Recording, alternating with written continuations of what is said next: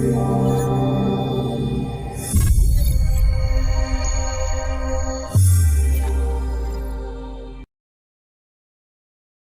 right, everybody, ding, ding, ding. We are back. This is Ringside Corner Confessions, and once again, I am Trey Amazing, your favorite part-time stripper, part-time pastor, but full-time dating commentator, keeping it trifling and keeping it truthful. Today, I am joined by the acclaimed, ultra-talented songwriter, producer, and composer, Marqueze Ethridge, known for his work on films like Hitch, The Other Guys, and We're the Millers. He's also worked with notable groups like Goodie Mob, OutKast, Chloe and Halle, but he is widely known as a super genius and writer of TLC's global hit song, Waterfalls. Brother Etheridge, welcome. Welcome. Thank you so much, man. First of all, we ain't even just slide past you said you're a part-time stripper, part-time pastor. Hey. You're a spaster. Hey, I got to pay the bills, man. Got to pay the bills some kind of way. That's how we do it. This is Atlanta. So thank you so much. It's been a long time. For those who don't know, I met this brother last year at the unveiling of the TLC mural right here in Atlanta, Georgia. If you didn't get a chance to go, it was an awesome event. It was a great way to show homage to TLC. And, you know, meeting this brother, I was in awe. I'm like, okay, I have an opportunity right now to shake hands with the man who wrote Waterfalls. Appreciate it, man. And I'm generally like, okay, who didn't like Waterfalls? Okay, the song, it was infectious. Everybody around the world was digging it. And now when I found out that you were working on the movie We're the Millers, now I understand why they were in there Winnebago singing Waterfalls. Now it all comes together. See? So, Brother Etheridge, for the folks out there watching, all my subscribers, tell everybody you're from Atlanta originally, correct? Yes, sir. Grady, baby. Great. Okay. Grady, baby. Okay. And so Atlanta right now, you know, is on the forefront as far as hip hop and just culture in general. I mean, Atlanta is leading the way. Yes, sir. And so all eyes on this great city. And Atlanta has an epic history. And one of the things, one of the ways Atlanta has been popping up in pop culture these last couple of months, you know, just a little buzz has been out there, is the subject of Freaknik. And we all know. Yeah. And so, you know, HULU is going to do a documentary, you know, on Freaknik, on this, you know, massive event. But I know that, you know, from what I've heard, there's been a lot of hold up because of folks, you know, threatening lawsuits and, you know, all kind of stuff. You know, it's kind of out there. But, you know, for people who, you know, didn't get a chance to experience Freaknik, well, first off, you being an Atlanta native, you know, what in your opinion has been the impact of Freaknik? To the city of Atlanta. Well, for one, whether they want to admit it or not back then, the then mayor back then, but it brought a lot of money to Atlanta. You know, everybody flooded here. The hotels were making money, restaurants making money. Like a lot of money was to be made here. A lot of music groups. Matter of fact, during one of the Freakniks, that was when OutKast Southern Playalistic dropped. So a lot of it had a great impact, like musically, financially, for everybody. You know, when it came. So of course, I'm saying with everything good, it's gonna be some negative too. But you know what I'm saying. For the most part, you know, I think it had a good impact on the city for me personally. You know, for me, I didn't get a chance to experience Freaknik until my freshman year in college. I came down here to attend Morehouse in '97. And so Freaknik came around in '98, spring '98. And the only thing I knew was, okay, this is this thing that everybody back home, I'm originally from Memphis, everybody was talking about, oh, you got to go to Atlanta and experience Freaknik. And now here I am, a freshman, I'm 18 years old, I'm in Atlanta, Freaknik is here, and I just couldn't believe the pandemonium, everything I experienced in the city.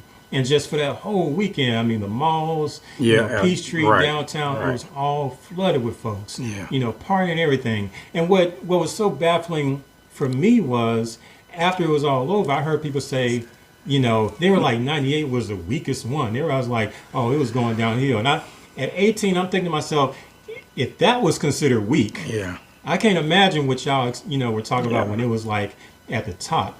So for you, you know, what has been like your experience as far as, you know, without incriminating yourself? Oh no, I'm good. I'm good. Like for you, in terms of your personal experiences and even your business, because again, that brought a lot of attention even to the music industry, here in Atlanta. So for you, from both a personal and professional, how did it impact and influence you? Well, for me personally, like I said, of course, the funny years were the earlier years. Like I said, like 92, you know what I'm saying, 93, like I said, around about the time when OutKast dropped. And what was amazing about it was back then, they actually threw concerts.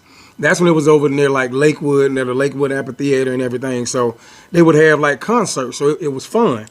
And the crazy thing about that was the original dungeon was right up the street, walking distance to Freaknik. So yeah, come on now. So we were sitting right there, right in the middle of, I guess some folks can call it Sodom and Gomorrah, but it was fun to us, man, because we could walk the strip, man. All the cars booming, the girls, of course, the girls were the main attraction, man. And like I said, it was just a fun vibe, man. Because then, like I said, we walk down, we get to go to the concerts. I think OutKast even might have performed, a few places then. So for us, it was a wonderful experience for us, man. It wasn't until later on when it kind of started getting just kind of out of hand. Like for one, when they took away the concerts, like I said, the mayor then, like I said, he was a clown. But when he took away the concerts, you took away the essence of Freaknik. Then you left it wide open for all people can do is flood your streets, flood your malls, break in your malls, just that's when it became chaos. When you took away the fun, they brought the chaos. So that's why I say by the time you came, it was kind of laming out because at that point, they wouldn't even let people get off the expressway.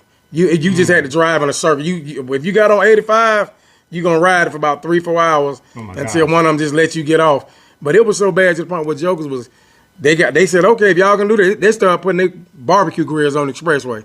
They was partying on 85. So that's when it was bad. Like you said, you think about the EMTs that couldn't make it to emergency situations. So it just became chaos. So it wasn't even fun no more. And I wasn't even, by then, I really was all the way out of it by then. Because one year when it was here, when me and my wife had originally first started dating, and that was our first weekend away. So I was like, I ain't studying Freaknik.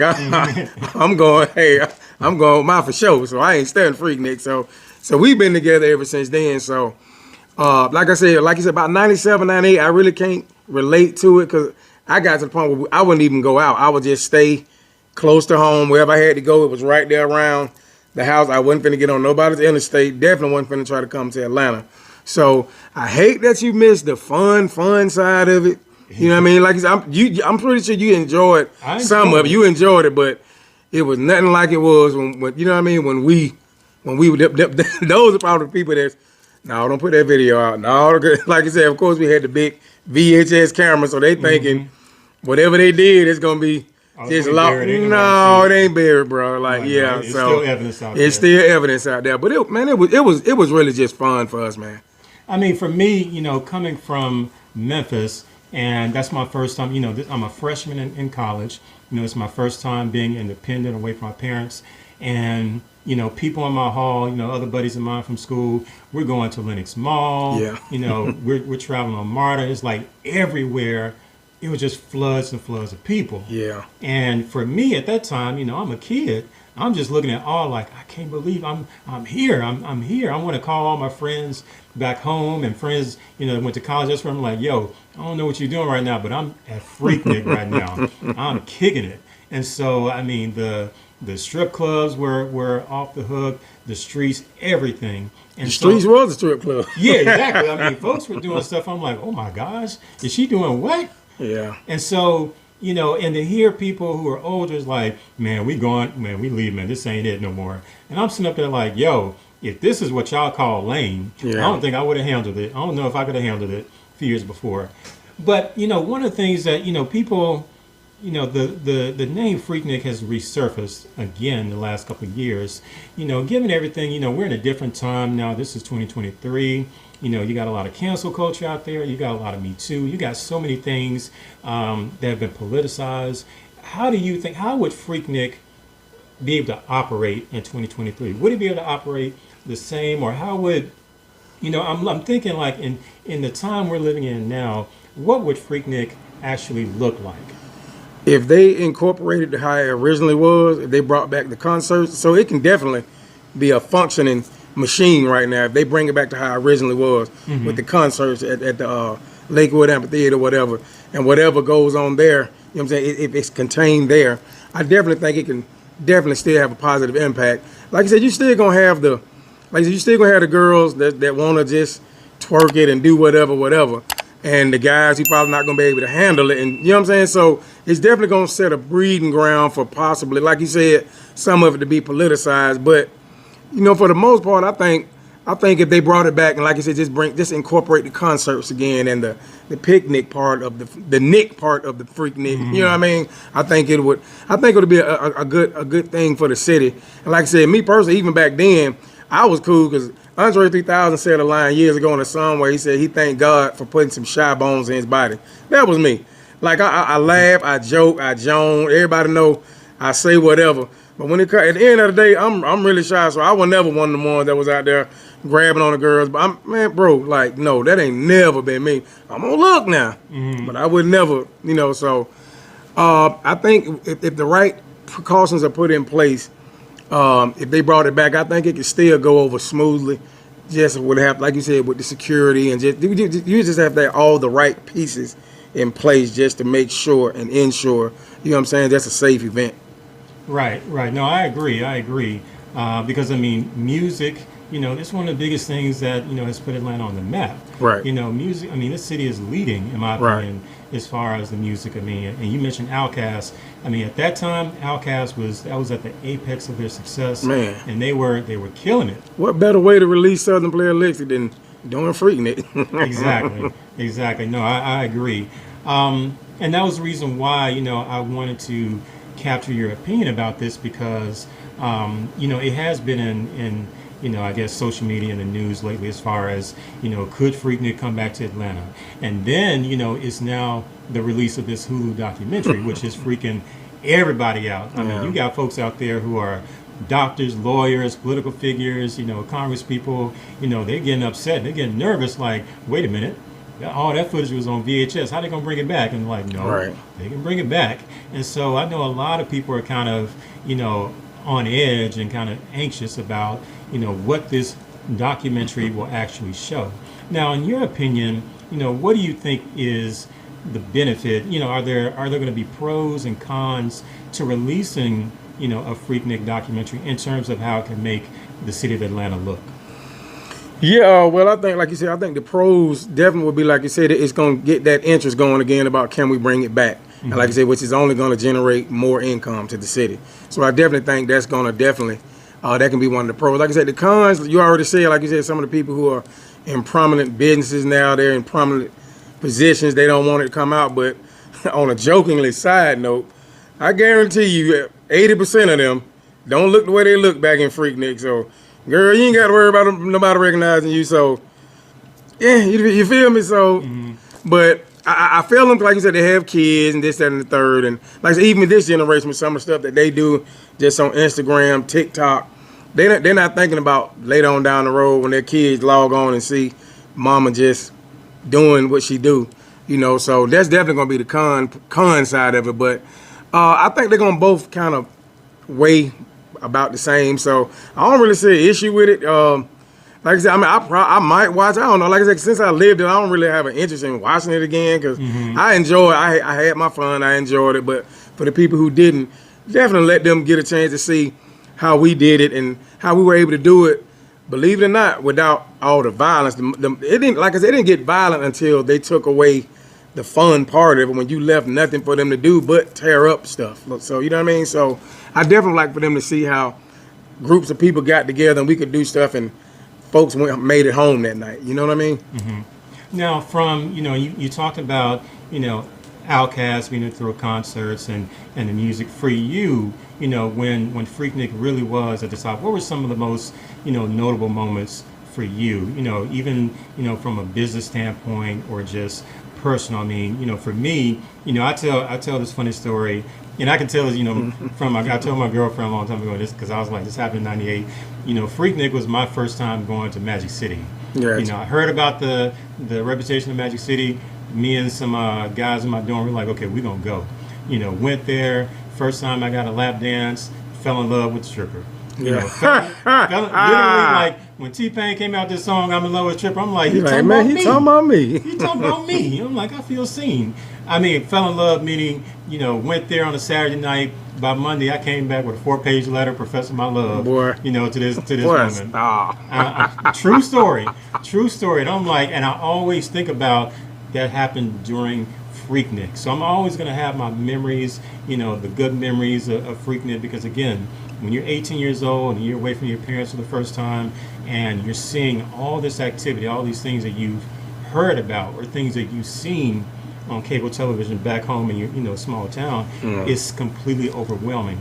But for you at that time, I mean, you're making money, you're making great music, you're around artists that are still, creating waves even in 2023. What were some of the, I guess, high points or some of the notable, I guess, events for you during Freaknik? Well, I was just gonna say, now you wrong on one part. We weren't really making money because we were really that was our breakout year. So that's why it was fun. Those are my memorable moments. Just us coming up here, recording the album, the camaraderie, us just recording, just not knowing what the future held for us. That was just fun for us, being able to go just have fun with this, with the Freaknik situation, and still come back up here to the studio to make more music because we knew it was all coming out. Because I think I don't even think we had started working on the TLC Waterfalls, because that didn't come until like maybe '94.